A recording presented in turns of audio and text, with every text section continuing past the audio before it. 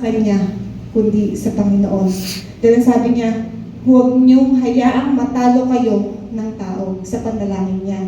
So tayo minsan natatalo tayo sa ating mga battles sa ating mga laban sa buhay. Bakit? Kasi akala natin, sa atin lang yun. Bakit hindi na lang natin ipagkatiwala yun sa Diyos? Sabihin natin, the battle is not mine, but yours, O God. Kasi mas malakas ang Diyos kaysa sa atin. Dahil sa Kanya, nanggagaling ang ating lakas. Maski ang ating buhay, maski ang ating hininga, maski ang desire sa ating mga puso na maglingkod at magmahal sa Kanya, maski ang pananampalataya na makakapag-move ng mountain ay sa Kanya nagmumula. So, sa tulong po ni Yahweh, natalo nga po yung Kanyang mga kalaban. At ano pang nangyari? Tumakas ang mga ito. So natakot, hindi si Asa ang natakot. Ang natakot ay ang mga kalaban. So, inaano sa atin doon na ina-emphasize na ang ating pananampalataya dapat mangibabaw in every battle. Ano man ang ating mga sitwasyon sa buhay, ano man ang mga challenges na ating pinagdaraanan, hindi dapat nangingibabaw ang fear. Dapat ay ang pananampalataya natin na merong Diyos na makapangyarihan at kataas-taasang Diyos sa ating buhay. Amen. Napakabuti ng ating Panginoon. So, gumamit po ang Lord ng prophet. God speaks to Asa through Azariah, at matatagpuan po yun sa 2 Chronicles 15 verse 2. Ang sabi po, the Lord is with you when you are with Him. So may condition pala po. The Lord is with you when you are with Him. Subukan mo ang lumayo sa Diyos. Mararamdaman mo ba siya? Mararanasan mo ba siya? At sabi niya, and if you seek Him, He will let you find Him.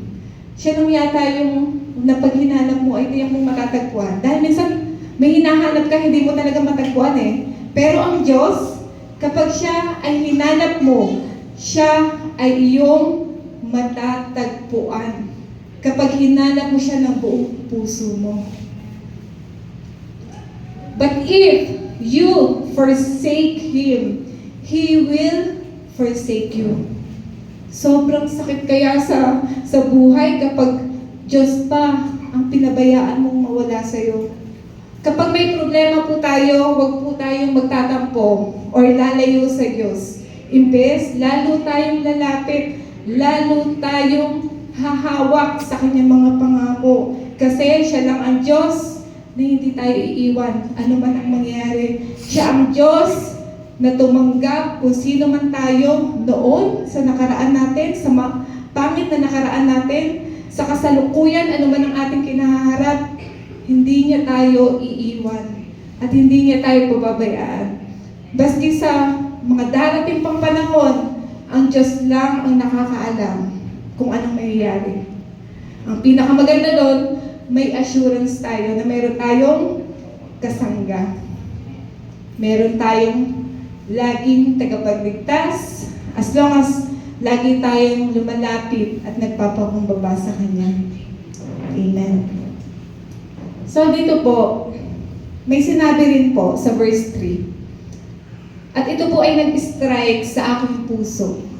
Pakinggan niyo pong ito, yung sinasabi. Matagal nang hindi sumasamba sa Diyos ang Israel. Actually, ang Diyos po ay talagang tunay na hindi nagbabago noon, ngayon at pagpakailanman.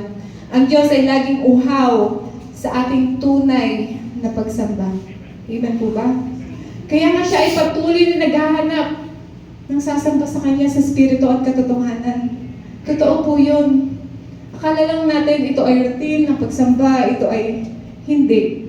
Ang Diyos ay present in the midst of our worship. And even our lives, na ang ating buhay, isusurrender natin siya sa Kanya ng buong buo, that is worship to the living God.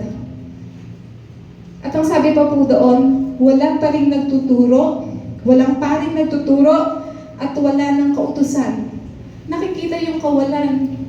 So, ibig sabihin, ang Diyos ay naghahanap ng tunay na pagsamba. Ang Diyos ay naghahanap ng mga tunay na lingkod na magpapagamit sa kanyang ubasan.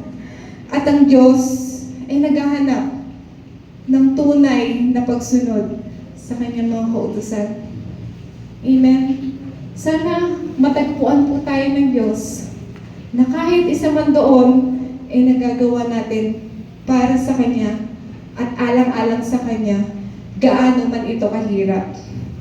Amen. Because the battle is not ours, but His. Sa Kanya yung battle. Huwag nating angkinin ang mga bagay na ang Diyos lang ang makagagawa. Walang mahirap sa Panginoon. Ang pinakamahalaga, we are willing. We are trusting Him. And we are trusting the process. Ano man ang kanyang ginagawang pagmumul sa ating buhay. Nais niyo pa po bang dumating sa punto na kayo ay nagigipit, kayo ay nahihirapan, kayo ay namumroblema? Di po ba hindi na dapat? Ano po? So the moment na maramdaman mo na nauuhaw ka, may something sa puso mo na nalulungkot ka, maybe that is the reason. The reason is yung kulang ay ang Panginoon sa buhay mo. Siya na lang. Kasi kung siya ang uunahin mo, wala ka nang hahanapin pa. Kung tunay mo siya na siya ang uunahin mo, mararamdaman mo, lahat pala magpa-follows na kapag ang Diyos ang inuna mo. Kasi God is God of order. Kung nais daw nating pagpalain sa ating buhay, maging matiwasay ang ating buhay, hayaan natin na ang buhay natin ay laging nakaangkla sa ating Diyos. Huwag tayong bibitaw sa Kanya. Pero minsan, kapag nararamdaman mo na nanghihina ka na at gusto mo nang bumitaw, sabihin mo, Panginoon, hawakan mo ako at huwag mo akong bibitawan. At nakatitiyak tayo na hindi tayo pababayaan at iiwan ng Diyos. Amen. Napakabuti ng ating Panginoon. So, ito po yung dalawa na nagrema sa puso ko na nais ipagawa ng Panginoon sa atin. John 4, verse 23. Ang sabi po dito, "But the time is coming, indeed, it's here now, when true worshipers will worship the Father in spirit and in truth. The Father is looking for those who will worship Him that way." At yung pangalawa, Matthew 28, verse 19 to 20. "Therefore, go and make disciples of all nations, baptizing them in the name of the Father, and of the Son, and of the Holy Spirit, and teaching them to obey everything I have commanded you. And surely, I am with you always, to the very end of the age." Di ba napakaganda ng pangako ng Panginoon? Kasama natin siya hanggang sa dulo, at the very end of the age. At meron lang siyang pinapagawa at hindi yun mahirap. Yun ay pinapagawa niya para sa ikabubuti ng lahat. Para sa kapakanan natin din. Di po ba? Naghahanap ang Diyos ng tunay na mag-share ng buong puso kung ano ang ginawa ng Diyos sa buhay mo, kabutihan ng Diyos, ibabahagi mo. Mataas siya sa buhay mo. Kung ano yung mga pangako niya na kailangan ng kapatid mo o ng kapwa mo, in the midst ng trouble, gagamitin ka niya. Dahil minsan sa buhay mo ay dumaan ka doon. Amen po? Pero napagtagumpayan mo yun dahil merong Diyos. Napakabuti po ng ating Panginoon. So, doon po sa pinapagawa ng Lord, kailangan ba natin ng recommendation?